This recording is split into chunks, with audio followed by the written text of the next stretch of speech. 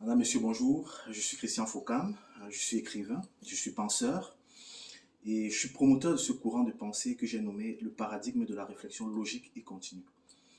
Et dans ce cadre, je me suis donné pour mission de revenir sur notre histoire, sur notre marche dans le temps et dans l'espace, nous en tant que peuple, nous en tant que race sur cette planète, afin que nous puissions émettre de meilleurs points de vue civilisationnels et même existentiels. Donc, après vous avoir remercié de me suivre au travers de cette très modeste chaîne, euh, j'aimerais aujourd'hui que nous puissions comme aborder un thème qui, moi, m'a particulièrement intéressé. Donc, pour la petite histoire, il y a quelques jours, j'ai pu suivre au travers d'une chaîne locale camerounaise, en l'occurrence Canal 2, un débat qui portait sur État unitaire versus État fédéral dans un contexte Cameroun. Alors, c'est un débat qui m'a véritablement intéressé, déjà pour deux raisons. La première raison étant que, comme vous le savez, aujourd'hui au Cameroun, nous sommes dans un temps de changement. Nous sommes dans un ère de changement. Un changement de régime, un changement de système. Et qui dit changement de système, qui dit changement de régime, dit nouveau système, nouveau régime. Donc, il est important que nous puissions aborder euh, ces concepts de nature structurante afin que de nous permettre de nous départir, de commettre les mêmes erreurs que nous avons souvent commises quand vient le temps que de choisir euh, les, nos représentants, nos présidents, nos députés, maires, et patati et patata. Parce que l'erreur que nous commettons, très souvent, que nous avons toujours commis, est de choisir l'homme au lieu de choisir la vision de l'homme. Et aborder de telles notions nous permet, dans nos pensées, dans nos mentales, de structurer la pensée, nous permet de comprendre les enjeux, de comprendre les objectifs, nous permet de prendre en compte le sens de la politique dans son essence. Et ça, c'est quelque chose que nous devons faire. C'est quelque chose que nous devons nécessairement faire afin que de pouvoir non seulement mettre du doigt sur nos intérêts, mettre du doigt euh, sur, euh, sur la portée de nos choix au regard des intérêts que nous aurons identifiés pour nous. Donc, la seconde raison pour laquelle ce débat télévisé m'a intéressé tient le du fait que, comme vous le savez certainement, ou peut-être pas, mais si vous prêtez attention, vous allez remarquer que nous sommes dans le temps où toutes les nations qui se disent civilisations sur cette planète sont impliquées dans, dans une restructuration des instruments de, de la gestion de la société.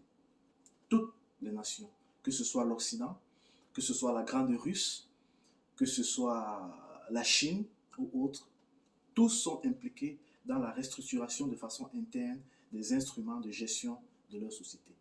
Et c'est d'ailleurs la raison pour laquelle, et de façon vraiment euh, à leur indentation majeure, la raison de ce que nous avons pu, des événements que nous avons pu vivre, tels que la maladie à coronavirus, tels que la guerre en Ukraine. Parce que ce que vous devez savoir, c'est que pour qu'il y ait changement, il faut nécessairement qu'il y ait comme un déséquilibre. Que le déséquilibre soit causé, soit induit ou qu'il soit causé de façon naturelle, il faut pour qu'il y ait changement, nécessairement qu'il y ait comme un déséquilibre.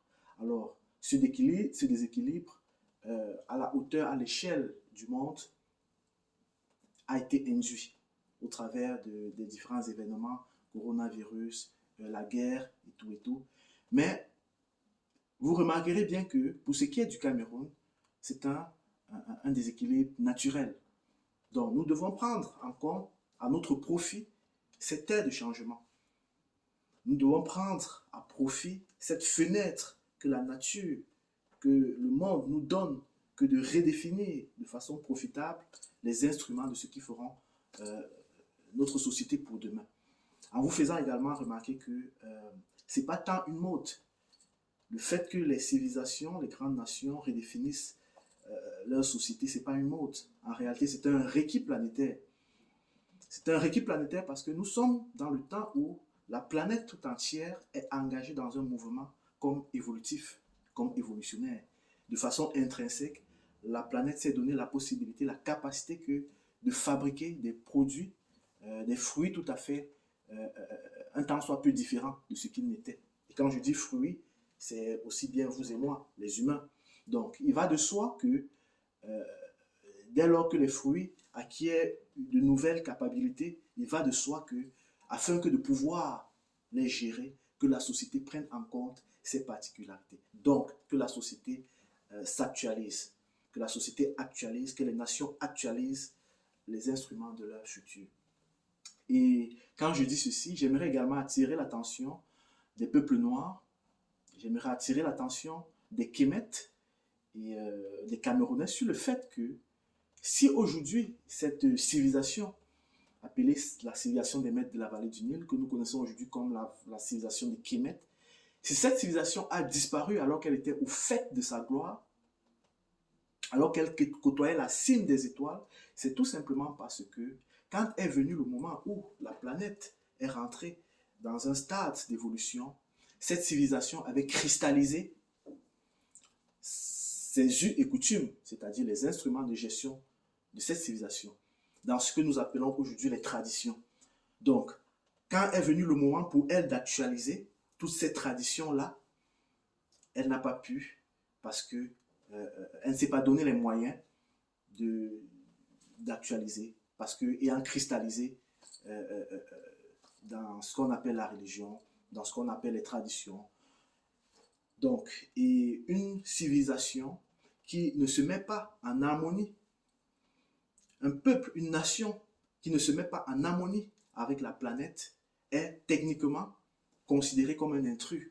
Et de fait, elle est rejetée de cette planète. C'est la raison pour laquelle, comme plusieurs autres civilisations, la civilisation de nos ancêtres, de nos grands ancêtres, les maîtres de la vallée du Nil, ont disparu. Tout simplement parce qu'elle a été considérée par cette planète comme un intrus. Et elle a été considérée comme un intrus tout simplement parce qu'elle n'a pas pu se mettre en synchronie avec la planète dans son évolution naturelle et normale. Donc, telle est la deuxième raison pour laquelle ce débat m'a véritablement intéressé.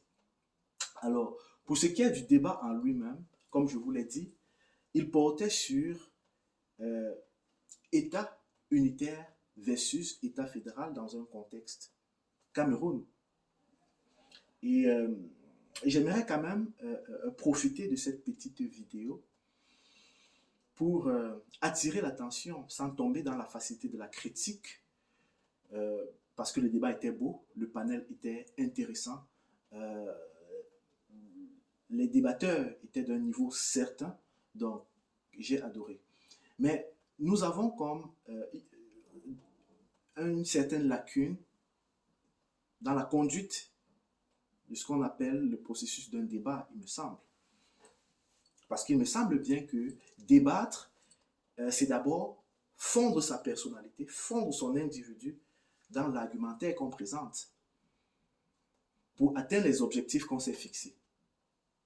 Il me semble bien que débattre, c'est s'inscrire dans l'argument qu'on présente et se départir de sa personne et se départir de la personne du débatteur qu'on a en face. C'est de prendre à son compte l'argument de l'autre. C'est de se baser sur l'argument de l'autre et ne se projeter qu'au travers de l'argument de l'autre et non pas sur ce que l'autre représente, sur ce que l'autre est.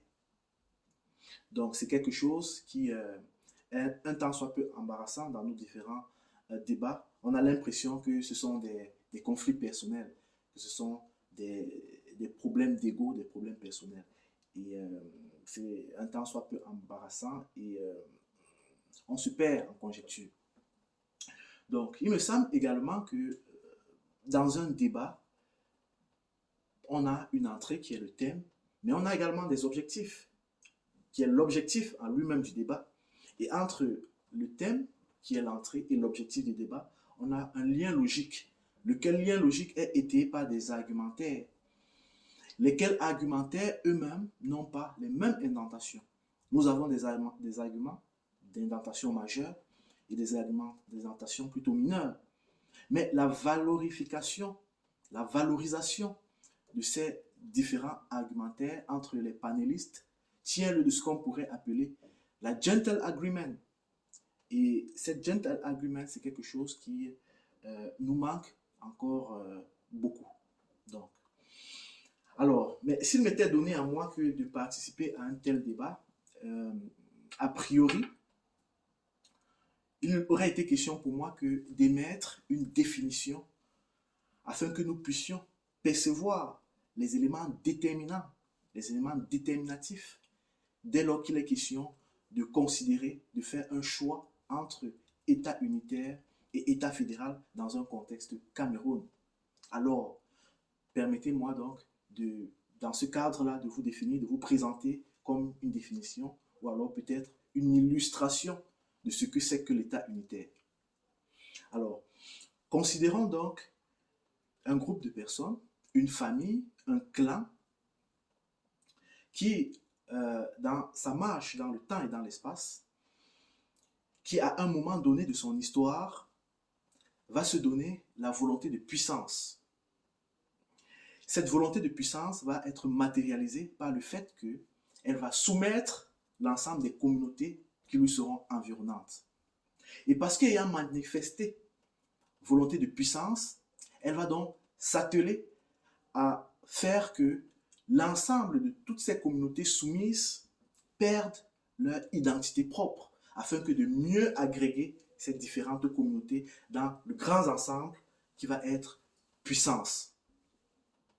Donc, par voie de conséquence, ayant fondu les identités, ayant travaillé à ce que toutes ces communautés perdent leur identité, cette communauté va, elle également, voir perdre sa propre identité propre.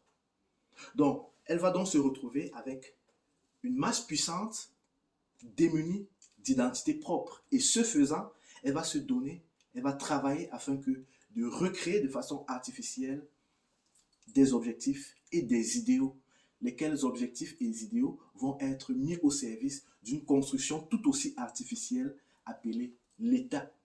Donc, dans un tel schéma, un tel État va être de nature unitaire, parce qu'elle se voudrait agréger des ensembles qui, à la base, n'ont pas la même identité, mais qui, pour pouvoir survivre, pour pouvoir côtoyer, devraient nécessairement perdre leur identité propre. Telle est, de façon illustrative, la mise en place de ce qu'on appelle État unitaire. Pour ce qui est de l'État fédéral, considérons également une famille, un clan, une tribu, qui dans sa marche, dans le temps et dans l'espace, et qui à un moment donné de son histoire, va d'une façon, pour une raison ou pour une autre, se départir de sa terre natale pour un ailleurs meilleur, pour un meilleur ailleurs. Et à cet ailleurs meilleur, elle va décider donc de reconstruire de bout en bout son paradis. Et ce faisant, elle va être confrontée aux vicissitudes de l'environnement, elle va être confrontée aux impondérables du temps, elle va être confrontée à la rivalité des différentes communautés qui lui seront environnantes. Alors, afin que de pouvoir survivre dans un tel chemin, l'individu de ce groupe va devoir compter exclusivement sur la force du groupe. Pour vivre, pour manger, l'individu devra compter sur la force du groupe. Pour survivre, pour se préserver des dangers, l'individu devra compter sur la force du groupe. Pour se projeter dans le futur, dans le temps, l'individu devra compter sur la force du groupe. Donc, dans un tel schéma, vous conviendrez bien que l'individu se projette d'abord au travers de sa communauté avant de se projeter vers lui-même. Donc, c'est ce qu'on appelle un tel schéma fait surgir, fait naître dans le mental d'un tel individu, de l'individu de cette communauté, ce qu'on appelle la notion de l'identité. un fort élan identitaire. Vous comprenez? Donc, à un niveau de la marche dans le temps et dans l'espace de ce groupe, ayant acquis cette identité à cause de toute cette rivalité, de toute cette charge mnémonique acquise au vu de leur histoire, cette communauté va être confrontée à une situation. Dans sa volonté de préserver son identité, et au regard des différentes autres communautés qui vont, elles également, évoluer, cette communauté, pour préserver cette identité acquise, va faire face à trois possibilités. La première possibilité est que soit elle émet volonté de puissance, s'élève en tant que puissance, soumet les différentes communautés qui lui sont environnantes et rivales, et travaille afin que de dissoudre l'identité propre de ces différentes communautés, et donc, par voie de conséquence, voit aussi sa propre identité être dissoute. Alors on se retrouve dans le schéma de l'État unitaire. Donc, cette communauté, dans un tel schéma, dans ce premier schéma, se voit perdre l'identité propre. Parce qu'ayant manifesté volonté de puissance, elle aboutit à ce qu'on appelle État unitaire. La deuxième possibilité est qu'une telle communauté ne manifeste pas volonté de puissance. Alors, ce qui va se passer pour elle, c'est qu'elle va être soumise. C'est-à-dire qu'une des communautés qui va matérialiser volonté de puissance va, elle, la soumettre. Et donc, elle va voir, par voie de conséquence, de façon logique, son identité perdue. Son identité va être fondue dans le grand ensemble, puisqu'elle ne sera qu'un agrégat du grand ensemble fabriqué par l'une des communautés, par la communauté qui aura manifesté puissance. Mais la troisième possibilité est que, dans la volonté donc de préserver l'identité acquise, cette communauté, ce groupe, cette famille va donc, de commun accord avec l'ensemble des communautés qui naguère, lui, étaient rivales, vont décider de se mettre ensemble afin de se prémunir contre les guerres, contre les guerres intrinsèques entre elles, afin de préserver leur identité. De se donner la possibilité d'évoluer, de grandir, sans risquer de perdre de façon réciproque leurs différentes identités acquises. Dans un tel schéma, nous percevons à son aboutissement ce qu'on appelle aujourd'hui l'État fédéral. Donc, telle est, de façon illustrative, de façon illustrée, la mise en place dans une communauté d'hommes sur une planète comme la nôtre, l'État dit unitaire et l'État dit fédéral. De façon historique, de façon anthropologique et même de façon sociale. Donc, quand je dis cela, vous conviendrez avec moi que pour qu'il y ait État fédéral, pour qu'il y ait État unitaire, il faut qu'il y ait un déterminant, un déterminatif. Et ce déterminatif, c'est quoi? C'est que dans le mental de l'individu, il y ait ce qu'on appelle un brin de notion de collectivisme. Pour qu'il y ait un État unitaire, il faudrait que l'individu s'accorde avec l'objectif et les idéaux fabriqués, mis au service de l'État, de la fabrication virtuelle appelée État. Pour qu'il y ait État fédéral, il faudrait à la base qu'il y ait identité acquise au travers de la charge mnémonique.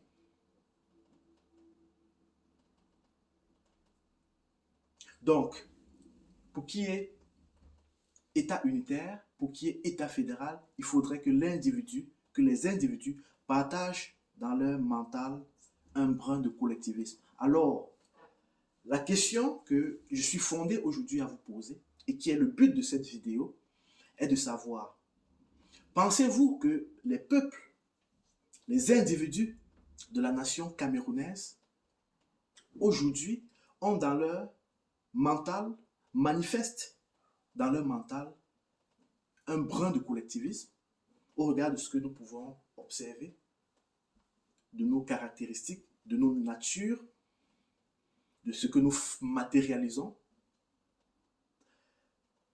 Pensez-vous que nous avons dans notre mental un brin de notion collectivisme? Telle est la question, tel est le débat. C'est un débat que j'ouvre.